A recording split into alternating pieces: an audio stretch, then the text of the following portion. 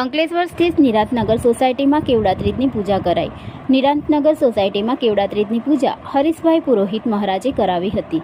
સ્ત્રીઓના તહેવારોમાં કેવડા ત્રીજનું વ્રત મુખ્ય છે। આ વ્રત ભાદરવા માસના શુક્લ પક્ષના ત્રીજના દિવસે કરવામાં આવે છે। તે દિવસે ત્રીજ હસ્તી નક્ષત્રયુક્ત હોય છે અને તે દિવસે વ્રત કરવાથી બધા ફળોની પ્રાપ્તિ થાય છે। આ વ્રત સ્ત્રીઓને સૌભાગ્ય આપવા અને તેમના સૌભાગ્યની રક્ષા કરનારું છે।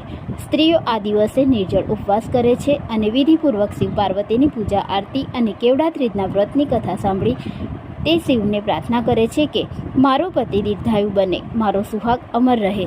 રાત્રે પણ તે પાણી પણ પીતી નથી। વહેલી સવારે સ્નાન પૂજા કરી સૂર્યોદય પછી તે પ્રાર્થના કરે છે અને ઉપવાસ તોડે છે।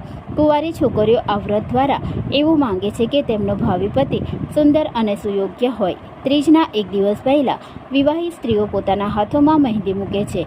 કેવડો અને બીજા વનફૂલો તેમજ અન્ય વનસ્પતિ લાવીને ખૂબ જ ભાવપૂર્વક ચડાવ્યા હતા। આખો દિવસ કાંઈ પણ ખાધા પીધા વિના નકોરડો ઉપવાસ કરે છે।